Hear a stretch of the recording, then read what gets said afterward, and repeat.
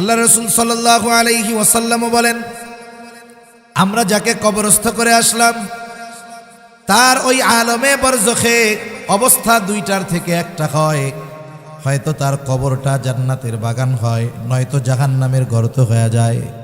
তার মানে সে আলমে বরজখে সুখময় স্বাচ্ছন্দ্যময় সময় অতিবাহিত করে, অথবা সে কষ্টে থাকে। এখন এই আনন্দ অথবা কষ্টের মাত্রাটা কতটুক?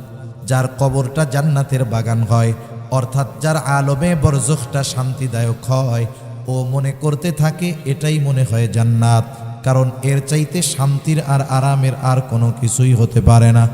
তখন ফেরেশতারা তাকে বলে, না না, এটাই তোমার সেই চূড়ান্ত বাসস্থান জান্নাত নয়, বরং জান্নাতের নেয়ামতের তুলনায় এটা কোনো কিছুই না। আল্লাহ তাআলা তোমার জন্য জান্নাতের মধ্যে কল্পনাতীত নেয়ামত তৈরি করে রাখছে। বলে, কখন আমারে এটা দিবে? বলে, কিয়ামতের পরে তোমাকে তোমার ওই অনন্তকালের কল্পনাতীত নেয়ামতপূর্ণ জান্নাতে দিয়ে দেওয়া হবে। এখন ভালোই আছে, কিন্তু যখন এর চাইতে বেশি ভালোর খবর আসে, তখন এই ভালোর চাইতে বড় ভালোটা পাইতে মন চায় কি চায় না? দেরি সহ্য হইব নি? তখন কি বলবে? আল্লাহর কাছে দোয়া করবে এরা, যে আল্লাহ তাড়াতাড়ি কিয়ামত কায়েম করেন, যাতে করে আমি আমার আসল বাসস্থানে যাইতে পারি। আবার যার কবরটা জাহান্নামের গর্ত হবে, আলমে বরজখে যার কষ্ট হবে, ও মনে করবে এটাই মনে হয় জাহান্নাম, কারণ এর চাইতে কষ্টের আর কোনো কিছুই হতে পারে না। ফেরেশতারা তাকে জানাবে, না না, এটাই জাহান্নাম নয়, বরং জাহান্নামের তুলনায় তোমাকে যে শাস্তি দেওয়া হচ্ছে এটা কোনো কিছুই না। তোমার জন্য তো কল্পনাতীত শাস্তি আল্লাহ তাআলা প্রস্তুত করে রাখছে। শুধুমাত্র ওই শাস্তির খবরটা শুনে সে এত ভীত সন্ত্রস্ত হবে, সেও আল্লাহর কাছে ফরিয়াদ করবে, আল্লাহ কিয়ামত যেন কখনোই কায়েম না হয়। শাস্তিতে মনে করবে এটা মনে হয় জাহান্নাম, কিন্তু যখন আসল জাহান্নামের শাস্তির খবর শুনবে, ও মনে করবে এইটাই ভালো, কিয়ামত আর হওয়ার দরকার নাই। এতটুকুর দ্বারা বোঝা যায় যে জান্নাত জাহান্নামের পরিস্থিতিটা কেমন হবে। এভাবে দীর্ঘকাল থাকতে হবে, সিংগায় ফুৎকারের মাধ্যমে অবস্থান শেষ হবে। আল্লাহ তাআলা বলেন, ওয়ানুফিখা ফিস-সূরি ফাসাইকা মান ফিস-সামাওয়াতি ওয়া মান ফিল আরদ ইল্লা মান শাআল্লাহ থুম্মা নুফিখা ফীহি উখরা ফাইযা হুম কিয়ামুন ইয়ানযুরুন। আল্লাহ তাআলা বলেন, সিংগায় ফুৎকার দেওয়া হবে। প্রথমবার সিংগায় ফুৎকার দেবার পর ফাসাইকা মান ফিস সামাওয়াতি ওয়া মান ফিল আরদ ইল্লা মান শাআল্লাহ। প্রথমবার সিংগায় ফুৎকার দেওয়ার পর আসমান জমিনের মাঝে যত প্রাণী আছে, যত প্রাণ আছে, আল্লাহ তাআলা যেগুলো চান সেগুলো ছাড়া সব প্রাণী, সব প্রাণ, সব মানুষ অজ্ঞান হয়ে যাবে। মুফাসসিরিনে কেরাম বলেন, প্রথমে অজ্ঞান হবে, এরপরে সবার মৃত্যু ঘটবে। এই মৃত্যুর মাধ্যমে এই দুনিয়ায় অবস্থিত সর্বশেষ মানুষটাও ইন্তেকাল করবে, তথা আলমে বরজখের বাসিন্দা হবে। আল্লাহ তাআলা বলেন, এরপরে আবার আরেকটা সিংগায় ফুৎকার দেওয়া হবে। তবে প্রথমবার সিংগায় ফুৎকারের কত পরে দ্বিতীয়বার সিংগায় ফুৎকার দেওয়া হবে? হাদিসের আলোকে মুফাসসিরিনে কেরাম বলেন, প্রথম সিংগায় ফুৎকারের মাধ্যমে সর্বশেষ মানুষটা তো আলমে বরজখের বাসিন্দা হয়ে গেল। আল্লাহ তাআলার নির্দেশে ইসরাফিল আলাইহিস সালাম দ্বিতীয়বার যেই সিংগায় ফুৎকার দিবেন, এর ব্যবধানটা হবে কমপক্ষে 40,000 বছর। কত বছর? 40,000 বছর। তার মানে যেই লোকটা এই পৃথিবী থেকে সর্বশেষ মারা যাবে, ইন্তেকাল করবে, সেও কমপক্ষে 40,000 বছর আলমে বরজখে থাকবে। সুবহানাল্লাহ। আল্লাহ তাআলা বলেন, সুম্মা নুফিখা ফীহি উখরা ফাইযা হুম কিয়ামুন ইয়ানযুরুন। পুনরায় সিংগায় ফুৎকার দেওয়া হবে, প্রত্যেকে তার অবস্থান স্থল থেকে উঠে দাঁড়ায়া যাবে। যাকে যেখানে কবরস্থ করা হয়েছে সে সেখান থেকে দাঁড়িয়ে যাবে। দাঁড়ায় কি করবে? বলে উঠে তাকায়া দেখতে থাকবে কি হচ্ছে এইগুলা। শুধু তাই না, আল্লাহ তাআলা সূরা ইয়াসিনের মধ্যে বলেন, ওয়ানুফিখা ফিস সূরি ফাইযা হুম মিনাল আজদাসি ইলা রাব্বিহিম ইয়ানসিলুন। এখানে দ্বিতীয়বার সিংহায় ফুৎকার উদ্দেশ্য। দ্বিতীয়বার সিংহায় ফুৎকার দেওয়ার পর প্রত্যেকে তো অবস্থান স্থল থেকে জাগ্রত হবে, উঠে যাবে। কি করবে? বলে ইলা রাব্বিহিম ইয়ানসিলুন, প্রত্যেকেই তার রবের দিকে ছুটতে থাকবে। অবস্থা কতটা ভয়াবহ হবে! রাসূল আকরাম সাল্লাল্লাহু আলাইহি ওয়াসাল্লাম বলেন, কিয়ামতের দিন সকলে বিবস্ত্র অবস্থায় উঠবে, বস্ত্রহীন অবস্থায় উঠবে। আয়েশা সিদ্দিকা রাদিয়াল্লাহু তাআলা আনহা জিজ্ঞাসা করলেন, ইয়া রাসূলুল্লাহ, মানুষেরা বস্ত্র অবস্থায় উঠবে, বিবস্ত্র অবস্থায় উঠবে, একজন কি আর একজনের দিকে তাকাবে না? মানুষেরা কি লজ্জা পাবে না? নবীজি বলেন, আয়েশা, মানুষ ওই দিন এতটা ভীত চিন্তিত থাকবে যে একজন আর একজনের দিকে তাকানোর বিষয়টা চিন্তাও করবে না। এতটা ভীত থাকবে শুধু অবস্থা দেখে। এতটা ভীত তারা হাসরের ময়দানে ওঠার পরে হবে যে যার কবরে আযাব ছিল তথা আলমে বরজখে যে মনে করতেছিল ওইটা জাহান্নাম, সে এই অবস্থা দেখে তার আগের কষ্টের অবস্থা সে মুহূর্তের মধ্যে ভুলে যাবে। কি বলবে?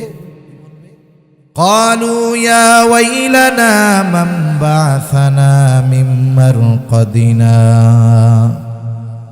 তারা বলবে, হায় দুর্ভোগ, কে আমাদেরকে আমাদের অবস্থান স্থল থেকে জাগায়া দিল?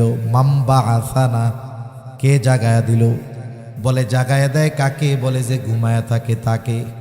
তার মানে ওরা মনে করবে আলমে বরজখ তথা কবর জগতে ওরা মনে হয় ঘুমায়া কাটাইছে। তারা বলবে, কে আমাদেরকে আমাদের ঘুম থেকে জাগায়া দিল? মান বা'সানা মিন মারকাদিনা, কে আমাদেরকে আমাদের অবস্থান স্থল থেকে উঠায়া দিল? মুমিনরা অথবা ফেরেশতারা জবাবে বলবে, হাযা মা ওয়া'দার রহমানু ওয়া সাদাকাল মুরসালুন। মুমিনরা অথবা ফেরেশতারা তাদের এই কথার জবাবে বলবে, হাযা মা ওয়া'দার রহমান, এটা হলো রহমানের সেই প্রতিশ্রুত দিবস, যেই দিবসের ওয়াদা তিনি দিয়েছেন। শুধু তাই না, সব রাসূলগণ এই দিবসের সত্যায়ন করেছে। সুবহানাল্লাহ বলেন। কিয়ামত যে হবে আল্লাহ তো জানাইছেন, ওয়াদা দিছেন, আর রাসূলগণ নবীগণ উম্মতদেরকে বলছেন যে দেখো, দুনিয়ায় যাই করতেছো করো, কিয়ামতের দিন কিন্তু আল্লাহর সামনে তোমার দুনিয়ার কর্মের হিসাব দেওয়া লাগবে। দুনিয়ায় তুমি অপরাধ করো, তোমার পাওয়ার আছে, কেউ তোমারে কিছু বলে না, তুমি অপরাধ করেছো, দুনিয়ার আইনের ফাঁক ফকর দিয়া বের হয়ে গেছো, মনে কইরো না বাইচা গেছো, কিয়ামতের দিন কিন্তু আল্লাহ ধরবে। এই সত্যায়ন সব নবী রাসূলগণ করেছেন, কোনো সন্দেহ আছে? এটা হলো সেই দিবস। ওই দিবসের এক নাম হলো ইয়াউমুল হাশর। বলে কেন? বলে ওই দিন সব মানুষকে একত্রিত করা হবে। ওই দিবসের নাম প্রতিদান দিবস, ইয়াউমুল জাযা। বলে কেন? ওই দিন মানুষকে তার দুনিয়ার কর্মের পূর্ণ প্রতিদান দেওয়া হবে। দুনিয়াতে মানুষ ভালো কাজ করুক আর মন্দ কাজ করুক, দুনিয়াতে যারা ভালো কাজ করে তাদের ভালো কাজের পূর্ণ প্রতিদান আল্লাহ তাআলা দুনিয়াতে দেন না। আবার যারা মন্দ কাজ করে, পাপাচারে লিপ্ত, জুলুম করে, জালেম, এর এই অপরাধের শাস্তিও আল্লাহ তাআলা দুনিয়ায় দেন না। কখন দিবে? আল্লাহ তাআলা বলেন, ওয়া ইন্নামা তুওয়াফাউনা উজুরাকুম ইয়াউমাল কিয়ামাহ।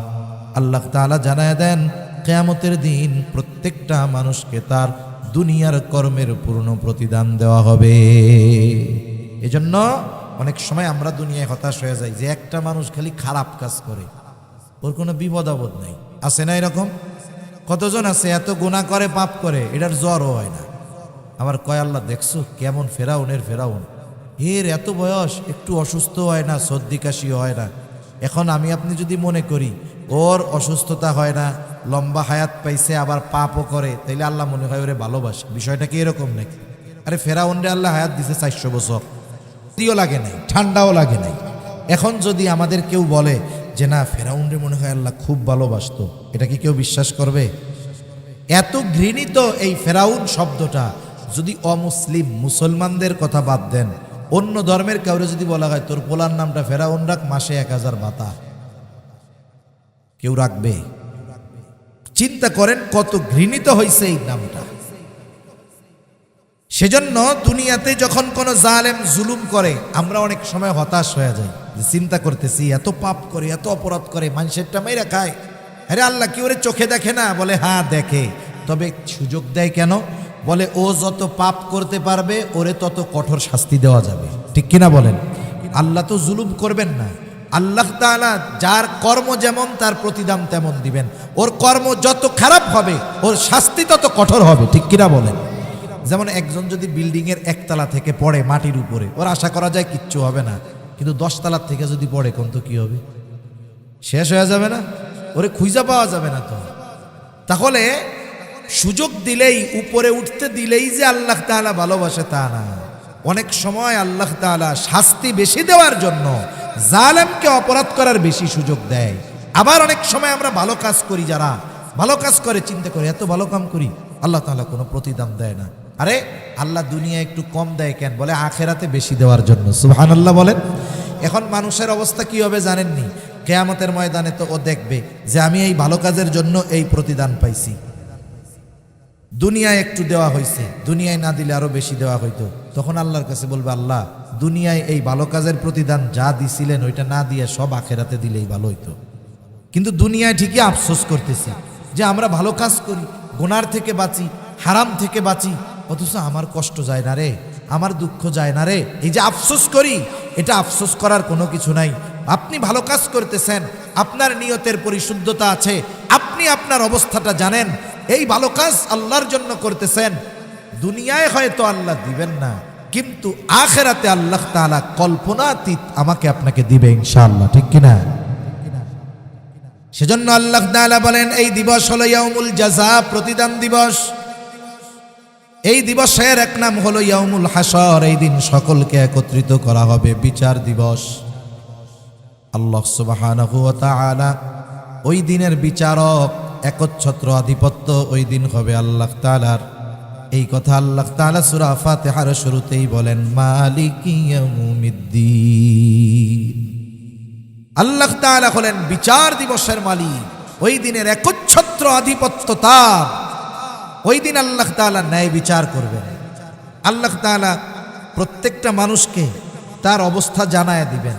প্রত্যেকটা মানুষ তার নিজের অবস্থা এমনভাবে জানতে পারবে যে ও বুঝতে পারবে যে তার অবস্থান কোথায় হবে, তার শাস্তি কেমন হবে। কিয়ামতের ময়দানে কয়েকটা মুহূর্ত হবে সবচাইতে বেশি কঠিন এবং চিন্তার। যেই মুহূর্তগুলোয়, যেই সময়গুলোয় একেবারে হাসরের ময়দান পুরো পিন পতন নীরব হয়ে যাবে, একেবারে নীরব, নিস্তব্ধ, কোনো আওয়াজ নেই। এর মধ্যে একটা সময় হলো যখন মানুষকে আমল নামা দেওয়ার ঘোষণা দেওয়া হবে যে দুনিয়ায় কি আমল করছে, এই আমলের খবরগুলো আমাকে আপনাকে সুন্দর মতো জানানোর খবর দেওয়া হবে, ফাইল দেওয়ার ঘোষণা হবে। সব মানুষ চুপ, সকলের তখন চিন্তা, হয় রে আমল নামা ডান হাতে পাই না বাম হাতে পাই, বাম হাতে ডান হাতে যদি পায় সে তো সফল, বাম হাতে যদি পায় তাহলে সব শেষ। এজন্য সবাই টেনশনে থাকবে। আমল নামাগুলো ছেড়ে দেওয়া হবে, যার আমল নামা যথাযথভাবে তার কাছে গিয়েই পৌঁছাবে এমনটা হবে না, নামা আরেকজনের কাছে যাবে এমনটা হবে না। আল্লাহ তাআলা আমল নামাগুলো ছেড়ে দিবে। আমল নামা কেউ ডান হাতে পাবে, কেউ বা বাম হাতে পাবে। ডান হাতে যারা আমল নামা পাবে তারা তো সফল, তারা এতটা আনন্দিত হবে, কি করবে তারা? আল্লাহ তাআলা কোরআনুল কারীমের মধ্যে বলেন ফাআম্মা মান উতিয়া কিতাবাহু বিয়ামিনি ফায়াকুলু হাউম ইকরাউ কিতাবিয়া ইন্নী যানানতু আন্নী মুলাকিন হিসাবিয়া। আল্লাহ রাব্বুল আলামিন বলেন ডান হাতে যারা আমলনামা পাবে আনন্দে তারা অন্যান্য মানুষদেরকে বলতে থাকবে ফায়াকুলু হাউম ইকরাউ কিতাবিয়া, এই তো আমার কিতাব, এই তো আমার আমলনামা, তোমরা পড়ো আমার আমলনামা। আনন্দে আর একজনকে পড়তে বলবে। আমরা ছোটবেলায় যখন প্রাইমারি স্কুলে পড়ছি আমাদের মনে আছে। এখন তো এই স্কুলগুলা থেকে কে কোন বিষয়ে কত পাইলো শুধু সেইটা জানায় দেওয়া হয়। আমাদের সময় খাতা দিয়ে দেওয়া হইতো। খাতা দিয়ে বলতো দেখ কি লেখছস। এরপরে বলতো আগামীকাল তোর আব্বার কাছ থেকে তোর মার কাছ থেকে সিগনেচার আইনা জমা দিবি। তার মানে খাতাটা আব্বা আম্মাকে দেখাইছে এর প্রমাণ হিসাবে। এইবার বলেন তো, যেই ছেলেটা অঙ্ক অথবা ইংরেজি ধরেন অঙ্কের মধ্যে 100-তে 95 পাইছে অথবা 100-তে 100 পেয়ে গেছে, বলেন তো সে খুশি না বেজার? খুশিতে অন্যান্যদেরকে দেখায়, তার খাতা নিয়ে কাড়াকাড়ি লেগেছে, কি লেখছস? ও বন্ধুদের বলে দেখ বেটা কি লিখছি। দেখাইতো না আনন্দে এরকম? ডান হাতে যারা আমলনামা পাবে তারাও এরকম আনন্দে দেখাবে।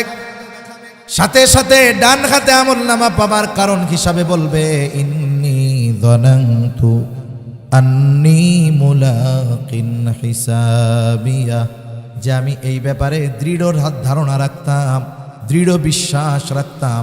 এই ব্যাপারে আমার ঈমান ছিল, বিশ্বাস ছিল যে আমাকে আমার দুনিয়ার কর্মের হিসাবের মুখোমুখি আল্লাহর সামনে হওয়া লাগবে। আমাকে আমার হিসাবের মুখোমুখি হতে হবে। কার সামনে? বলে আল্লাহর সামনে। কোন কর্মের? দুনিয়ার কর্মের। তার মানে আমি আপনি দুনিয়ায় যে কর্মগুলো করি, দুনিয়ার মানুষ দেখুক আর না দেখুক, জানুক আর না জানুক, আমার এই দুনিয়ার কর্মের হিসাবের মুখোমুখি আল্লাহর সামনে দিতে হবে। একটা জিনিস চিন্তা করেন, আমাদের দেশে পুলিশ প্রশাসন অপরাধ ঠেকানোর লোকের অভাব নাই। অভাব আছে নাকি এই দেশে? এরপরেও অপরাধ বাড়ে না কমে? কিন্তু অপরাধ কমানোর জন্য সিসি ক্যামেরা লাগায়, কত ব্যবস্থা করে, গোয়েন্দা বাহিনী, পুলিশ, আনসার, বিজিবি, র্যাব, কত কিছু আছে। এরপরেও অপরাধ কমানো যায় না। আমি বলি কিয়ামত পর্যন্ত কমানো যাবে না, যতক্ষণ না মানুষের অন্তরে এই চিন্তা আসবে যে আমাকে আমার কর্মের হিসাব আল্লাহর সামনে দেওয়া লাগবে। এই বিশ্বাস যখন কোনো মানুষের অন্তরের গভীরে পৌঁছিয়ে যাবে, হৃদয়ের সাথে গেঁথে যাবে, ওই মানুষটাকে পাপ থেকে ফেরানোর জন্য কোনো প্রশাসন লাগবে না। আল্লাহর ভয় তাকে পাপ থেকে বেঁচে থাকতে বাধ্য করবে। ঠিক কিনা বলেন? এটা ঈমান। ওই কথাই সে বলতেছে যে আমি দুনিয়ায় এই ব্যাপারে দৃঢ় বিশ্বাসী ছিলাম যে আমাকে আমার কর্মের হিসাব দিতে হবে। কার সামনে? আল্লাহর সামনে মুখোমুখি হতে হবে। আমার হিসাব দেওয়া লাগবে। এই চিন্তা ছিল আমার দুনিয়ায়। এই জন্য গোনার থেকে বাঁচছি, ভালো কাজ করছি। এই জন্য আমলনামা কোন হাতে? জোরে কোন। আবার যখন স্কুলের মধ্যে একই দিন খাতা দেওয়া হয়, এক বন্ধু অঙ্কে পাইছে 100, আর একজন পাইছে 2টা ঘোড়ার ডিম, মানে সে ফেল। অঙ্কে ফেল যাওয়া সহজ, কারণ প্লাস মাইনাস ভুল গেলেই অঙ্ক ভুল। ঠিক কিনা কন? অনেকে একেবারে 2টা শূন্য পাইতো। এখন বলেন তো, ওই খাতা যখন তার হাতে আসতো, দেখতো তার পাশের বন্ধু পাইছে 100-তে 100 আর ও পাইছে 100-তে 2টা ঘোড়ার ডিম। ও কি খুশি হইয়া অন্যদের দেখাইতো নাকি যে দেখ কি লেখছি, তোরা তো বেটা 100 পাইছস, আমি 2টা ঘোড়ার ডিম পাইছি? দেখাইতো? লজ্জায় মাথা নিচের দিকে দিয়া কি কইতো, আল্লাহ রে, গতকাল যদি হুজুরের স্যারের বাড়ি আগুন ধরে পুড়ে যাইতো রে, তাহলে খাতাও তো পুড়ে যাইতো। এই লজ্জা আর পাইতাম না। কি যে হইল। এই বাম হাতে যারা আমলনামা পাবে তারা আফসোস করবে সেই দিন। কি বলবে? আল্লাহ তাআলা বলেন, ওয়া আম্মা মান উতিয়া কিতাবাহু বিশিমালি ফায়াকুলু ইয়া লাইতানি লাম উতা কিতাবিয়া ওয়া লাম আদরি মা হিসাবিয়া ইয়া লাইতাহা কানাতিল কাদিয়া মা আগনা আন্নি মালিয়া। আফসোস করবে আর বলবে, লাম উতা কিতাবিয়া, হায়রে আমি যদি এই কিতাব না পাইতাম কতই না ভালো হইত। ওয়ালাম আদরি মা হিসাবিয়া, আমি যদি আমার এই হিসাবটা না জানতাম কতই না ভালো হইত। ইয়া লাইতাহা কানাতিল কাদিয়া, আফসোস করবে আর বলবে, আহারে ওই যে দুনিয়ার থেকে প্রথম যেই মৃত্যুটা আমার হয়েছিল ওটাই যদি আমার জন্য চূড়ান্ত হইত কতই না ভালো হইত। মা আগনা আন্নি মালিয়া, হায়রে দুনিয়া এত সম্পদ ছিল, এত ক্ষমতা ছিল, এত পাওয়ার ছিল, কোনো কিছুই আজকে আমার কাজে আসলো না। এজন্য যারা দুনিয়া একটু পাওয়ার পেয়ে অপরাধে লিপ্ত হয়, কিয়ামতের দিন আফসোস করবে এই ক্ষমতার জন্য, এই পাওয়ারের জন্য। মানুষ দুনিয়ায় পাওয়ারের জন্য, ক্ষমতার জন্য সব করে, মানুষ মেরে ফেলে পাওয়ারের জন্য।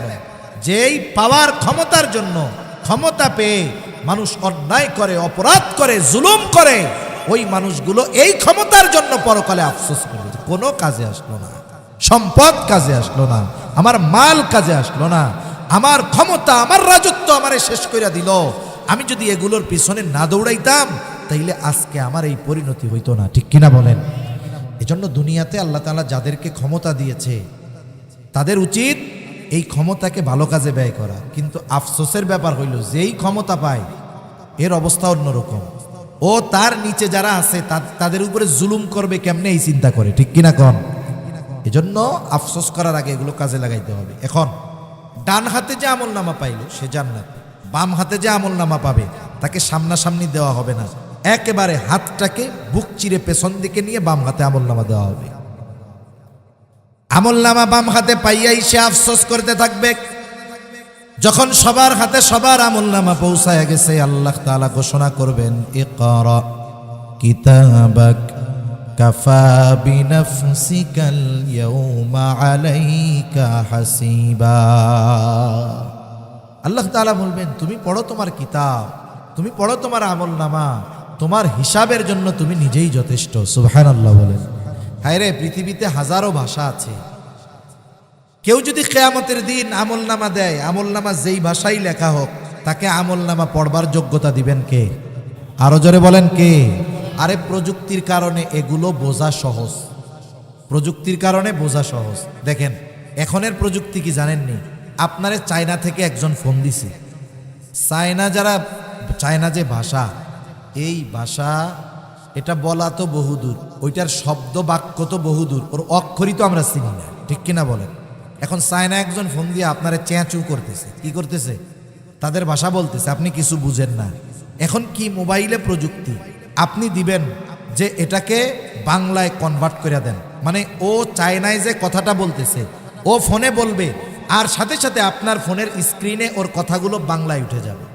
ও আপনারা মনে করেন ওর ভাষায় বলতেছে চেঁচু চুচু, মানে আপনি কেমন আছেন, এটা তো আর আমরা বুঝি না। এখন আমার মোবাইলের উপরে উঠা যাবে যে আপনি কেমন আছেন। আপনি বুঝতে পারলেন না যে ও আমার এই কথা কইতেছে।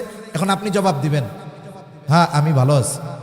আর ও চায় না, ওর ভাষায় শুনবে চেঁচু চেঁচু, মানে হ্যাঁ আমিও ভালো আছি। তার মানে চিন্তা করছেন, এই দুনিয়ায় একটা মানুষ সে যেই ভাষার হোক না কেন, ওই ভাষার মানুষের সাথে আপনি যদি কোনো কমিউনিকেশন করতে চান, তার কথা যদি বুঝতে চান, আল্লাহ তাআলা মানুষের মাথায় বুদ্ধি দিয়ে দিয়েছে।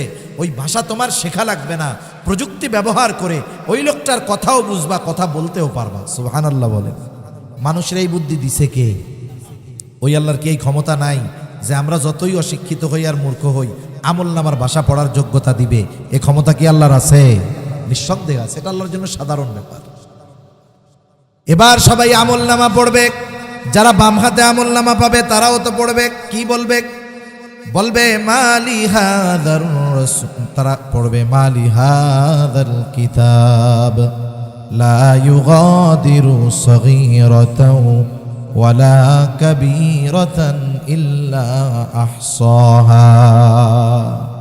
আমল নামা পড়বে আর বলবে কেমন কিতাব, এমন এক আজীব কিতাব, একটা ছোট বড় বিষয় বাদ যায় নাই। এক কথা তার গোটা হায়াতের সর্ববৃহৎ ভালো কাজ মন্দ কাজটাও আছে তার হায়াতের একেবারে ক্ষুদ্র থেকে ক্ষুদ্রাতীত ভালো কাজ মন্দ কাজটাও সেখানে উল্লেখ আছে। সবশেষ কথা হইল, ডান হাতে আমল নামা যে পাবে জান্নাতি, বাম হাতে আমল নামা পাবে জাহান্নামী। আল্লাহ তাআলা সেই কথাই বলেন, কুল্লু নাফসিম বিমা কাসাবাত রহিনা ইল্লা আসহাবাল ইয়ামিন। প্রত্যেকটা মানুষ তার কর্মের কারণে আবদ্ধ থাকবে। এখন মুফাসসিরিনে কেরাম বলেন, যেহেতু পরবর্তীতে ডান হাতে আমল নামা পাওয়া লোকদের কথা বলা হয়েছে, যে তারা নয়, এর দ্বারা উদ্দেশ্য কি হইল? বলে প্রত্যেকটা মানুষ তার কর্মের কারণে জাহান্নামের মধ্যে আবদ্ধ থাকবে। তথা বাম হাতে যারা আমলনামা পাবে, কেন পাবে বলে তারা তাদের কর্মের কারণে পাবে, আর এই কর্মের কারণে তারা জাহান্নামের মধ্যে কি থাকবে? আটক থাকবে, আবদ্ধ থাকবে। ইল্লা আসহাবাল ইয়ামিন, তবে যারা ডান হাতে আমলনামা পেয়েছে তারা নয়, কারণ তাদের ঠিকানা হলো জান্নাত। জান্নাতি এবার জান্নাতে, জান্নাতি জান্নাতে যাওয়ার আগে যত পেরেশান, কিন্তু জান্নাতে যাওয়ার পরে কোনো চিন্তা নাই। হাসরের ময়দানে ওই জান্নাতি তার বাপকেও চিনবে না, তার ছেলেকেও চিনবে না, কিন্তু জান্নাতে যাবার পর দুনিয়ার কাউকে সে ভুলবে না। এই হায়াতের মধ্যে একবার যার সাথে দেখা হইছে, জান্নাতি জান্নাতে গিয়া তারেও খুঁজবে। সুবহানাল্লাহ বলেন। একটু চিন্তা কইরা দেখেন অবস্থাটা কেমন। হাসরের ময়দানে কেন চিনবে না? কারণ আল্লাহ তাআলা জানায় দেন ওই দিন প্রত্যেকটা মানুষ নিজের চিন্তায় এত চিন্তিত থাকবে যে মা পর্যন্ত তার গর্ভধারণকারী সন্তানকে, গর্ভধারণ যেই সন্তানকে করেছে ওই মা সেই সন্তানকেও সেদিন পরিচয় দিবে না। এখন জান্নাতে গিয়ে তো জান্নাতে গিয়ে সবাইরে খুঁজবে। এখন বলেন, জান্নাতি জান্নাতে গিয়ে সব পরিচিত মানুষকে খুঁজবে ঠিক, কিন্তু জান্নাতে গিয়ে কি পরিচিত মানুষ সব পাবে? এখন বলবে আল্লাহ এরা কই? তাফসিরে ইবনে কাসির সহ দুনিয়ার সব প্রসিদ্ধ তাফসিরের মধ্যে আসছে যে আল্লাহ তাআলা এবার জান্নাতি ওই যে খুঁজতেছে যে ওরা কই, এখন ওদের সাথে দেখা আর কথার ব্যবস্থা করে দিবে। ওরা কোথায় আছে আল্লাহ দেখার ব্যবস্থা করে দিবে। এখন তো প্রযুক্তির কারণে বুঝি যেখানেই বসে থাকি, আমেরিকা থাকলেও সব লাইভ দেখা যায়, ঠিক কিনা? আল্লাহ তাআলা দেখার ব্যবস্থা করে দিবে। জান্নাতি জাহান্নামীকে দেখবে, যখন তাকায় দেখবে জাহান্নামের মধ্যে তার আপনজন, প্রিয়জন, আত্মীয় স্বজন, বন্ধু বান্ধব কঠিন কষ্ট শাস্তি ভোগ করতেছে। এই দৃশ্যটা দেখবার পর জান্নাতি আল্লাহর দরবারে কৃতজ্ঞতার মাত্রা বাড়ায়া দিবে। শুধু তাই না, আল্লাহ তাআলার কাছে বলবে, আল্লাহ আপনি যদি আমার প্রতি দয়া না করতেন, আপনি যদি আমার প্রতি মেহেরবানি না করতেন, হয়তো আজকে আমাকেও ওদের সাথে জাহান্নামে থাকা লাগতো। আবার জাহান্নামী জান্নাতীকে দেখতে পাবে, দেখবে আপনজন, প্রিয়জন, বন্ধু বান্ধব একই স্কুলে পড়তো, একই মাঠে খেলাধুলা করতো, একই বাজারে ব্যবসা করতো। তার বন্ধু সে জান্নাতি আর সে জাহান্নামী। আফসোস করবে, আফসোস আফসোস করে বলবে, আহারে আমি যদি সব সময় দুনিয়ায় ওদের সাথেই চলতাম তাইলে হয়তো আজকে আমিও ওদের সাথে জান্নাতে থাকতে পারতাম। এমনিই তো কঠিন শাস্তি, এই আফসোসের কারণে শাস্তির মাত্রা আরও তার বেশি অনুভব হবে, কষ্টটা তার বেশি অনুভব হবে। শুধু তাই না, অনেক সময় একটা জিনিস দেখার পরে আমাদের জানার আগ্রহ থাকে, ঠিক কিনা বলেন? এখন জান্নাতীদের মনে প্রশ্ন, জানতে চায় যে কোন কারণে এরা জাহান্নামী হইল। আল্লাহ তাআলা সেই কথাই বলেন, জান্নাতীরা পরস্পর পরস্পরকে জিজ্ঞাসা করবে, তারা পরস্পর মুজরিমদের কাছে জানতে চাইবে, ফি জান্নাতিন ইয়াতাসাআলুনা আনিল মুজরিমিন। জান্নাতীরা পরস্পর মুজরিমদের, পাপীদের তথা জাহান্নামীদের জিজ্ঞাসা করবে, মা সালাকাকুম ফি সাকার, কোন কারণে তোমরা সাকারের অধিবাসী হইলা, কোন কারণে জাহান্নামী হইলা? তোমরা তো আমাদের পরিচিত জন ছিলা, এখন কেন জাহান্নামী হইলা? এইবার জাহান্নামীরা জাহান্নামে যাওয়ার কারণ হিসাবে এক নম্বরে বলবে, ক্বালু লাম নাকু মিনাল মুসাল্লিন, আমরা মুসল্লি ছিলাম না। কি ছিলাম না? জোরে বলেন। মুসল্লি ছিলাম না, আমরা তো সিজনাল মুসল্লি, সাপ্তাহিক মুসল্লি, আর হলো রোজার মাসে একটু মুসল্লি হই, বাকি সময় আমাদের সব একরকম যেই সেই, ঠিক কিনা বলেন? আসলে মুসল্লিকে বলে হাজারো ব্যস্ততার মধ্যে 5 ওয়াক্ত নামাজ ছাড়ে না যে, ঠিক কিনা বলেন? অনেকে নামাজ পড়ে না, কাজকর্মের দোহাই দিয়ে নামাজ পড়ে না, ব্যবসায়ী নামাজ পড়ার টাইম পায় না। রমজান উপলক্ষে এমন ব্যবসা যে নামাজ পড়ারই টাইম পাইতেছে না, ব্যবসা করে রমজান উপলক্ষে, নামাজ পড়ার টাইম পায় না। সিএনজি চালায়, এত ব্যস্ততা, যাত্রীর চাপ, নামাজ পড়তে পারতেছি না। কৃষিকাজ করে, বলে জমিনে এত কাজ, নামাজ পড়ার টাইম পাই না। এখন বলেন তো, এই যে দোকানদার দোকানদারি করে, সিএনজিওয়ালা সিএনজি চালায়, কৃষক কৃষিকাজ করে, কেন করে? শখের ঠেলায় করে না, পেট বাঁচানোর লেগে করে, ঠিক কিনা বলেন? জীবন উপকরণের জন্য করে। এখন জীবন উপকরণ এটা বাংলা শব্দ, আরবি শব্দ রিজক। তাহলে মূল কথা আসে, মানুষ রিজক অন্বেষণে, রিজক উপার্জনের জন্য নামাজ পড়ার টাইম পায় না। কথাটা এরকম হয়েছে না? তাই ব্যবসায়ী ব্যবসা করে কেন? বলে রিজিকের লেগা। নামাজ পড়ে না কেন? ব্যবসার ব্যস্ততায়। তাহলে বোঝা গেল ব্যবসা বা উপার্জনের ব্যস্ততায় নামাজ পড়তে পারে না, রিজিক উপার্জন করতে গিয়ে নামাজ পড়তে পারে না। একটু বুঝে থাকলে জবাব দেন তো জবান খুলে, রিজিকের মালিক কে? আরো জোরে বলেন, কে? আল্লাহ। মানুষ ওই রিজিকের মালিকের ফর্মুলা বাদ দিয়া যদি রিজিক তালাশ করে, হয়তো পরিশ্রমের কারণে কিছু পাবে, তবে ওর মধ্যে কোনো বরকত থাকবে না। কেউ যদি বরকতময় প্রশস্ত রিজিক চায়, আমরা আল্লাহর কাছে মাঝে মধ্যে দোয়া করি এরকম, আল্লাহুম্মা রযুকনা রিজকান ওয়াসিআ, আয় আল্লাহ আপনি আমাদেরকে প্রশস্ত রিজিক দেন, বরকতময় রিজিক দেন। কেউ যদি প্রশস্ত বরকতময় রিজিক চায়, তাহলে রাজ্জাকের ফর্মুলা অনুসরণ করতে হবে। রাজ্জাক রিজিক পাওয়ার পদ্ধতিগুলো জানায় দিতে গিয়ে অন্যতম একটা পদ্ধতির কথা আল্লাহ তাআলা বলেন। কি কাজ করলে রিজিক পাওয়া যায়? আল্লাহ তাআলা বলেন, তুমি মুসল্লি হও, তোমার ঘরের মানুষগুলারে মুসল্লি বানায় ফেলো। তুমি নামাজি হও, ঘরের মানুষগুলারে নামাজি বানাও। আল্লাহ তাআলা বলেন, ওয়া'মুর আহলাকা বিস-সালাতি ওয়াসতাবির আলাইহা লা নাসআলুকা রিজকা। আল্লাহ তাআলা বলেন, তুমি তোমার অধীনস্থদেরকে নামাজের আদেশ দাও, তুমিও নামাজের উপরে অটল থাকো। তুমি নামাজি, ঘরের মানুষ নামাজি, কি হবে রে বান্দা? আল্লাহ তাআলা বলেন, আমি তোমার কাছে রিজিক চাই না, লা নাসআলুকা রিজকা, আমি আল্লাহ তো তোমার কাছে রিজিক চাই না। তুমি নামাজি হয়ে যাও, ঘরের মানুষ যদি নামাজি হয়ে যায়, আল্লাহ তাআলার ওয়াদা, আল্লাহ তাআলা বলেন, নাহনু নারযুকুকা, এই নামাজি হওয়ার কারণে আমি আল্লাহ তোমাদের রিজিক দিয়া দিব। বরকতময় রিজিক নামাজ পড়লে দিবে কে? শোনেন, আপনারা কুমিল্লার মানুষ, এই কুমিল্লার মানুষ প্রবাসে সবচেয়ে বেশি থাকে। একটা অনুসন্ধান দেখলাম, প্রায় রেমিটেন্সের 18 ভাগ, রেমিটেন্সের 15 থেকে 18 ভাগ আসে কুমিল্লার মানুষের মাধ্যমে। দেখা যাবে প্রায় ঘরের মধ্যেই প্রবাসী আছে না এরকম? এই যে অবদান আপনাদের, এইরকম অনেক মানুষ আমাদের কাছে ফোন দেয়, ফোন দিয়ে কয়, হুজুর একটু দোয়া করেন, মেসেজে দোয়া করেন। কি হয়েছে? কি জন্য দোয়া? বলে হুজুর বরকত নাই, সম্পদ টম্পদ টিকে না। কেন টিকে না? নামাজ কালাম পড়ো? বলে হ্যাঁ হুজুর পড়ি, কোনো বদ নেশা নাই। কারণ বিদেশে যারা থাকে এদের 3 ধরনের নেশা বেশি থাকে। কয় ধরনের?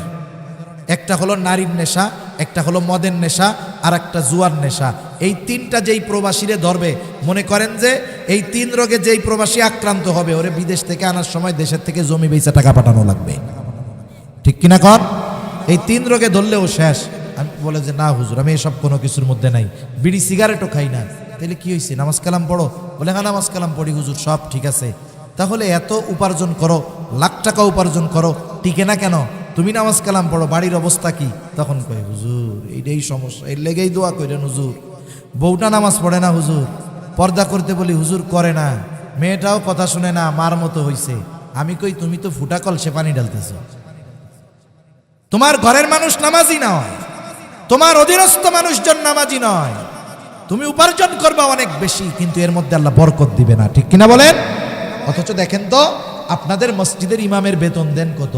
বাস্তবতা হলো একজন কৃষক, একজন রিক্সাওয়ালা, একজন ইজি বাইকওয়ালা যা উপার্জন করে তার চাইতে ইমামের বেতন অনেক কম, ঠিক কিনা কন? এটা বাস্তব কথা, সত্য কথা। বরং ইমাম সাহেব যদি কয় যে রোজার মাস আসছে, সোলার কেজি 130 টাকা, 2000 টাকা বেতন বাড়ান, 2 মাস ধরে মিটিং করবে, বেতন বাড়বে 500। কত মিটিং করা লাগে? অথচ টাকা কিন্তু একা দিবে না কমিটি, টাকা সবাই মিলে দিবে।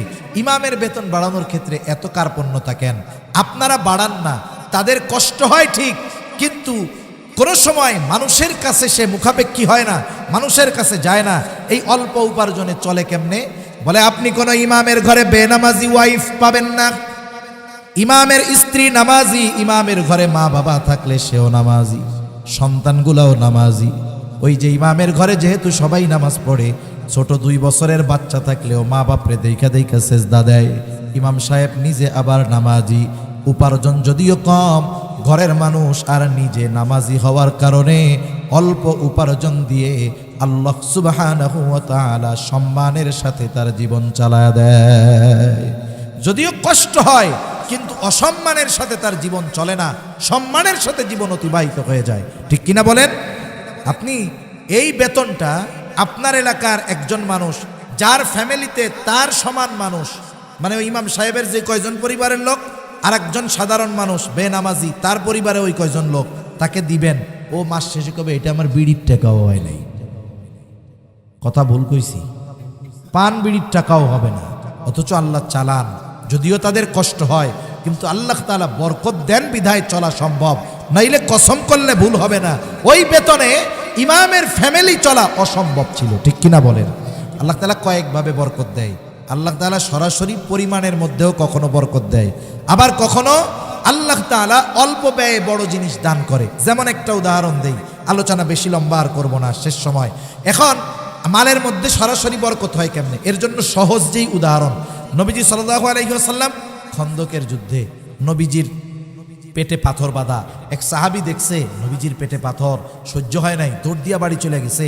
স্ত্রীকে বলে ঘরে কি আছে রে? বলে ছোট্ট একটা ছাগলের বাচ্চা আছে আর আটা আছে কিছু। কয়জনের হবে? বলে 5-7 জনের বা সর্বোচ্চ 10 জনের হবে। আচ্ছা তুমি এটা পাকাও। আর নবীজির পেটে পাথর দেখে আসছি। ঘরে মহিলা রুটির খামিরা বানাইতেছে, গোল গোল করে বানাচ্ছে আর গোস্ত রান্না করে রাখছে। নবীজির কাছে গিয়া বলতেছে, ইয়া রাসূলুল্লাহ, আপনার পেটে পাথর বাঁধা, আমি একটু খাবারের ব্যবস্থা করেছি, আপনি সহ 5-7 জন 10 জন গেলে হয়। খাবার কয়জনের? সর্বোচ্চ। নবীজি বলতেছে সবাই চলো। 1000-এর উপরে সাহাবায়ে কেরাম, 1000-এর উপরে। এখন চিন্তা করতেছে সাহাবী, চিন্তা করতেছে অবস্থা তো খারাপ, 10 জনের খাবার এতজনকে কেমনে খাওয়াবে? দৌড়ায় চলে গেছে বাড়ি, বলে অবস্থা তো এই। এখন বলতেছে তুমি কি সবাইরে আসতে বলছো? বলে না, আমি তো নবীকে বলছি যে 10 জনের হবে সর্বোচ্চ, আপনি আর কয়েকজন আসেন। স্ত্রীর ঈমান কেমন? বলে তোমার কোনো টেনশন নাই, নবী যেহেতু বলছে ব্যবস্থা আল্লাহ করবে। এইবার আসছে ঘরে, বলে শোনো, পাতিল থেকে শুধু দিতে থাকবা, এটা ওপেন করার দরকার নাই। আমি তোমার হাতে ওই আটার খামিরা কাপড় দিয়ে ঢেকে রাখছে, দিব, রুটি বানাইতে থাকবা, আর এক গ্রুপ ঘরে আসবে আর খাইতে থাকবে। দেখা গেল কি হলো, এই 1000-এর উপরে মানুষ খানা খাইলো, ওনার পরিবার খানা খাইলো, অবশিষ্ট রয়ে গেছে সব। নবীজি বললেন সবাইরে দিয়ে দাও। বর্ণনাকারী বলতেছে যে এই খাবার আমরা তো খাইছি, এত মানুষ খাইছে, আমার প্রতিবেশী পরিজন সবাইকে দিয়েছি। সুবহানাল্লাহ বলে। এটা হলো সরাসরি সম্পদের মধ্যে বরকত। আরেকটা হলো পরিমাণ, আরেকটা হলো বরকতটা পুরোপুরি মূল মালে না। বরকত কি দেখেন, সমাজে এরকম লোক আছে, এক ডিশ খায় ওর পেট ভরে না, আছে না নাই? তরকারি 15 পদের দেয়, ওর তাও ভরে না। কিন্তু আল্লাহ তাআলা কিছু বান্দারে দিছে, এই কয়টা ভাত খাবে, একটু ডাউল হবে, একটু ভর্তা হবে, পেট ভরে গেছে। দেখা যাবে ওর এক বেলায় যে খরচ হয়, এই লোক 10 বেলা ওই খরচে চলতে পারে, কারণ তার খাবার প্রয়োজন, যেই কারণে আল্লাহ তাআলা অল্পতে তার প্রয়োজনটা মিটায় দেয়। সুবহানাল্লাহ বলেন। এজন্য নামাজের মাধ্যমে এই বরকত আল্লাহর থেকে পাওয়া যায়। তাহলে আমাদের দুনিয়ায়ও যদি লাভ চাই, নামাজি হওয়ার দরকার আছে না নাই? আছে। দেখবেন অনেক জায়গায়, আপনাদের এখানের খবর তো জানি না, অনেক জায়গায় হবে কি মাহফিলের সময় লোকজন নেই, লাস্টে যখন দোয়া হবে, এইবার হালুয়া আছে, খাবার আছে, দেখবেন যে লোকজন আর ধরে না, হয় না এরকম? তার মানে বোঝা গেল, দেখছেন, এই ভালো কাজের মধ্যে আসলে দুনিয়ায়ও পাওয়া যায়, আর আগে যদি আসতো আখেরাতেরটাও পাইতো। ঠিক কিনা বলেন? এজন্য জাহান্নামীরা জাহান্নামে যাওয়ার 1 নম্বর কারণ, বলে আমরা মুসল্লি ছিলাম না, আর আমরা বলি আমরা মুসল্লি হব। কি হব? জোরে বলেন। মুসল্লি হব। 2 নম্বর কারণ, ওরা বলে ওয়ালাম নাকুনু তুইমুল মিসকিন, আমরা মিসকিনদেরকে খানা দিতাম না, আর আমরা মিসকিনদের খানা খাওয়াবো। খানা খাওয়ানো ফজিলতের কাজ। বিশেষ করে এই যে রমজান মাস আসতেছে, অনেক সময় দেখা যাবে আপনার ছেলেটা বিদেশে আছে, আপনি টাকা পয়সার মালিক, কিন্তু পাশের বাড়ির লোকটা গরিব, কৃষি কাজ করে, অন্যের জমিতে খাটে। বলেন তো, জমিতে খাইটা ওই লোকটার যদি সারাদিন রোজা রাখতে হয়, কষ্ট বেশি না কম? আপনি 5, 7, 8 প্রকারের জিনিস দিয়ে ইফতার করেন, 5-6 প্রকারের খাবার দিয়ে সাহরি করেন, বলেন তো শুধু 1 প্রকারের তরকারি দিয়ে সাহরি খাইলে সাহরি মনে হয় হবে না? আপনি একটু নিজের আইটেম কমায় দেন, খরচটা কমায় দেন, ওই প্রতিবেশী লোকটা চিন্তিত যে পরিশ্রম করে কেমনে রোজা রাখবো, আর যদি পরিশ্রম না করি তাহলে কি খায়া রোজা রাখবো। আপনি তাকে বলেন, ভাই রোজার মাস, এই কয়দিন তোমরা দুইজন স্বামী স্ত্রী আমার বাড়ির মেহমান, আরে খাওয়ান, কিচ্ছু বলা লাগবে না।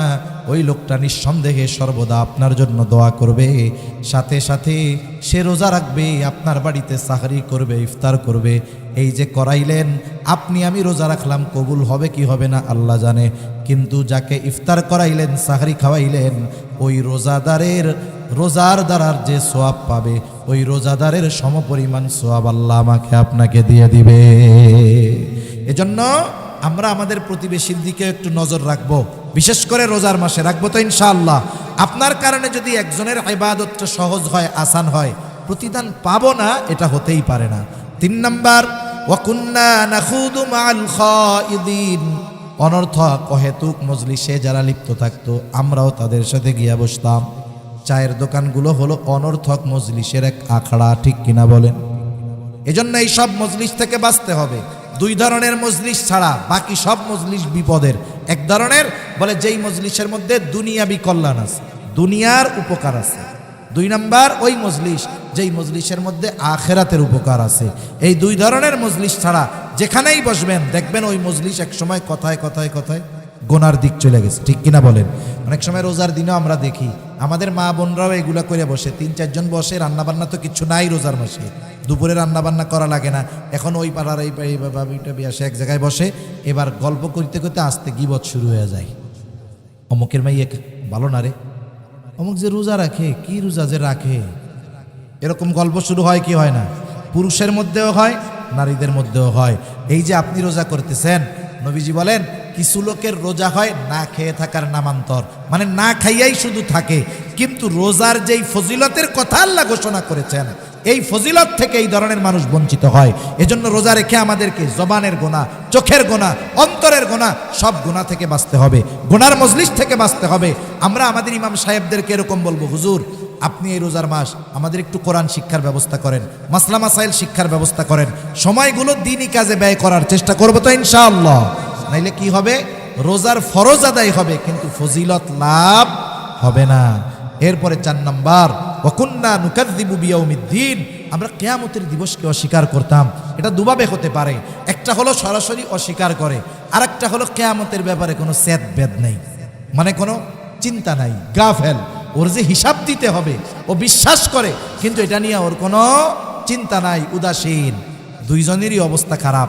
একজন তো অস্বীকার করার কারণে একেবারে অনন্তকাল জাহান্নামী, আর একজন উদাসীনতার কারণে যদি ইমানদার হয় তাহলে সে দীর্ঘকাল জাহান্নামে থাকবে। এখন বলবে এভাবে চলছে দুনিয়া, যা মন চাই করলাম, নামাজ পড়লাম না, গরিব মিসকিন অসহায়দেরকে খানা দিলাম না, অহেতুক মজলিসে হায়াত পার করে দিলাম, কিয়ামতের ব্যাপারে বিশ্বাসী ছিলাম না, হাত্তা আতানাল ইয়াকিন, দৃঢ় সত্যের আগমন ঘটলো, অর্থাৎ মৃত্যু চলে আসলো, তাওবা করতে পারলাম না, ভালো কাজ করতে পারলাম না, এখন ঠিকানা জাহান্নাম। আর আল্লাহ বলেন ফামা তানফাউহুম শাফাআতুশ শাফিঈন, এই ধরনের লোক যেগুলা, এদের জন্য আল্লাহ তাআলা কোনো সুপারিশকারীর সুপারিশ কবুল করবেন না। এখন দেখেন কেন করবেন না? একটা মানুষ একটা অপরাধ করছে, বিচারের সময় জানা গেল যে এটা যে অপরাধ সে সেইটা জানে না। বিচারক কি বলবে? যেহেতু জানে না, প্রথমবার তাকে সুযোগ দেওয়া হলো, পরবর্তীতে কোনো ছাড় নাই।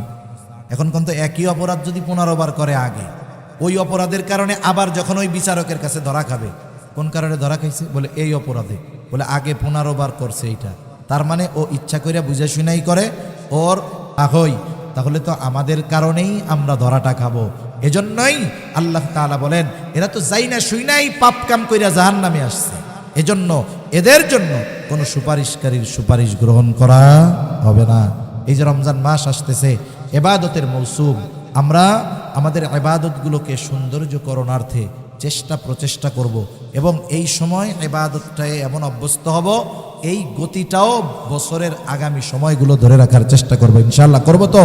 শত ব্যস্ততা যাক, আমি আপনাদের কোনো প্রতিশ্রুতি ওয়াদা নিব না, তবে আপনাদেরকে বলবো এটুকু দৃঢ় প্রতিজ্ঞাবদ্ধ হবেন যে আমাদের এবারের টার্গেট রমজানের পর থেকে নিয়ে আগামী রমজান পর্যন্ত অনেক নতুন নামাজি হবে, যারা 5 ওয়াক্ত পড়ে না নামাজ শুরু করবে, তাদের টার্গেট হবে এতটুকু, যত ব্যস্ততা থাক আমি 5 ওয়াক্ত নামাজ ছাড়বো না, 5 ওয়াক্ত নামাজ ছাড়বো না। আল্লাহ সুবহানাহু ওয়া তাআলা আমাদের সবাইকে কথাগুলো বুঝবার, আমলের কথাগুলো আমল করবার তৌফিক দান করুন। সকলে বলি আমিন। ওয়া আখিরু দাওয়ানা আনিল হামদুলিল্লাহি রাব্বিল আলামিন। আসসালামু আলাইকুম ওয়া রাহমাতুল্লাহি ওয়া বারাকাতুহু। সুবহান।